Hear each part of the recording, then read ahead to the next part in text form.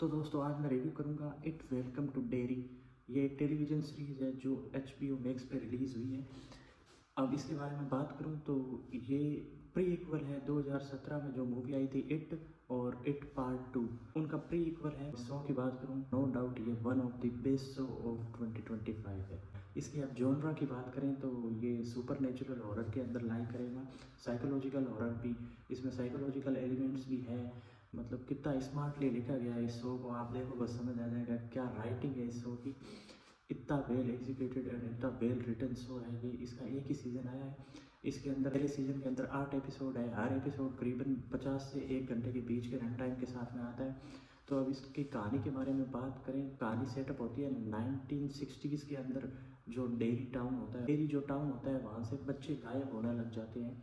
किसी को कुछ पता नहीं होता कहाँ चला गया, ना डेड बॉडी मिली ना कुछ, और एकदम गायब होते रहते हैं बच्चे। तो आगे आगे जैसे जैसे कहानी अनफोल्ड होती है कि बच्चों को कौन लेके जा रहा है, कहाँ लेके जा रहा है, या फिर लेके जा ही नहीं रहा कोई, बच्चे खुद से ही जा रहे हैं। Thriller element, suspense thriller element भी इसके अंदर फुल है। और इसके अंदर बच्चे जैसे जनरली बैलून को देख के खुश होते हैं, पर इसमें जहाँ बैलून दिखेगा बच्चे बड़े सब की फटने पे आ जाती है। इतना भयंकर इसकी राइटिंग है। हॉरर क्या होता है, यही होता है हॉरर। वाइट ब्लैक रेसिज्म को भी एक्सप्लोर किया है। 1960s का टिपिकल जो अमेरिका था उसको भी शो किया गया है। मतलब इतनी डिटेलिंग रखी गई है ना, कुछ भी मिस नहीं किया। अब मैं इस शो की राइटिंग के बारे में बात करूँ तो इतनी अच्छी राइटिंग है। कोई भी सीन मतलब कि ऐसे क्यों हो रहा है, कुछ भी हो रहा है तो पहले ऐसा हुआ था तो अब जाके ऐसे हो रहा है, इस वजह से ये हो रहा है। कुछ कुछ जगह ये चीज़ें प्रिडिक्टेबल भी हो जाती है, पर जो भाई साहब थ्रिलर एलिमेंट और जो क्रीपीनेस ये दिखाते हैं एट लास्ट मतलब इम्प्रेसिव है। प्रोडक्शन क्वालिटी देखे शो की तो एकदम टॉप नॉच है। म्यूज़िक की स्पेशली मैं बात करना चाहूँगा, क्या साउंड डिज़ाइन है। टेंशन का माहौल होता है तो उसके अंदर मतलब क्या म्यूज़िक है। 1960s का जो एरा दिखाया गया है उसके अंदर लेके ही जाता है सीधा। इतनी अच्छी डिटेलिंग वगैरह, मतलब कुछ कुछ तो इतने क्रीपी मोमेंट है ना, क्या हो रहा है पता नहीं, पेट में से दांत निकल के प्लेसेंटा खा रहे हैं क्या क्या हो रहा है पता नहीं। आप देखोगे तो आपको समझ आएगा, इतना कुछ ब्रूटल दिखाया है। ये तो मैं दूसरे तीसरे एपिसोड की बात कर रहा हूँ, आगे और भी ज़्यादा इंटेंस होता जाएगा। बैकग्राउंड म्यूजिक बहुत ही शानदार है शो का, एंटायरली मतलब इंगेज करके रखता है। एपिसोड 6 के अंदर तो आपका उसके एंड में ऐसा मतलब सिनर्स वाली फील आ जाएगी। पूरा जो मतलब सेटअप किया है आप देखोगे तो आपको पता चल जाएगा। और सिनेमेटोग्राफी कुछ कुछ सीन्स में तो भाई साहब ऐसे ऐसे शॉट्स लिए गए ना, आप देखोगे तब आपको पता चल जाएगा एकदम टॉप क्लास और टॉप लेवल है। कहानी अभी बाकी है, एक और सीज़न आएगा। हर एक कैरेक्टर को आर्क दिया गया है और कहानी लगभग इस सीज़न की तो ख़त्म की गई है। आगे और भी सीज़न आएंगे और कहानी कंटिन्यू होगी।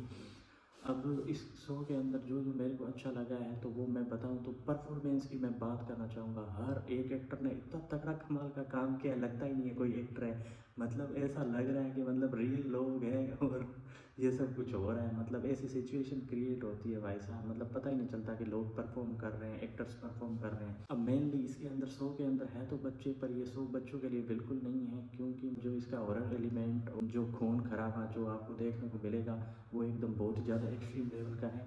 थोड़ा बहुत आपको स्ट्रेंजर थिंग्स वाली फील आ सकती है, क्योंकि बच्चे हैं तो वो बच्चे के थ्रू ही एक्सप्लोर होता है, कहानी अनफोल्ड होती है बच्चों के थ्रू। एंटायरली डिफरेंट है, उसके जैसा कुछ नहीं है। और कुछ कुछ चीज़ों में तो वे बेटर है ये स्ट्रेंजर थिंग्स से भी। आप देखोगे तो आपको पता चल जाएगा। स्टोरी है वो भी इसमें अनफोल्ड हुई है। जो पेनीवाइज का कैरेक्टर है वो कैसे क्या बना हुआ था उसकी बैक स्टोरी इसमें दिखाई गई है। इसमें मिलिट्री का एंगल दिखाया है, वो भी बहुत अच्छा लगेगा आपको, कैसे मिलिट्री की वजह से क्या क्या हो रहा है। पेसिंग की बात करूँ तो राइट फ्रॉम फर्स्ट मिनट आपको इतना ज़्यादा इंगेज करके रखेगा कि बिल्कुल भी बोरियत नहीं होगी। 8 एपिसोड है, मतलब 100 एपिसोड वाइज ऐसे ही जाएगा। जो उसका इंगेजमेंट का ग्राफ है वो एकदम आगे आगे जाता जाएगा।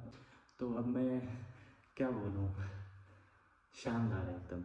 मतलब बहुत अच्छी राइटिंग लिखी गई है और एक्टर्स बहुत ही तगड़े एक्टर्स हैं। जो भी चाइल्ड चाइल्ड एक्टर्स, मतलब चाइल्ड तो नहीं बोलूँगा, जो भी 12-13 साल के जितने भी एक्टर्स हैं, क्या ज़बरदस्त काम किया है भाई साहब। लगता ही नहीं है मतलब कि कोई एक्टिंग कर रहा है, इतना शानदार और इतना परफेक्ट काम है।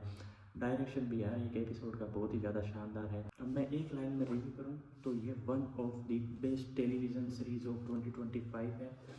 इतनी अच्छी एक्टिंग, इतनी अच्छी स्टोरी, जो चीज़ प्रोवाइड करनी चाहिए वो सब कुछ प्रोवाइड करता है ये शो।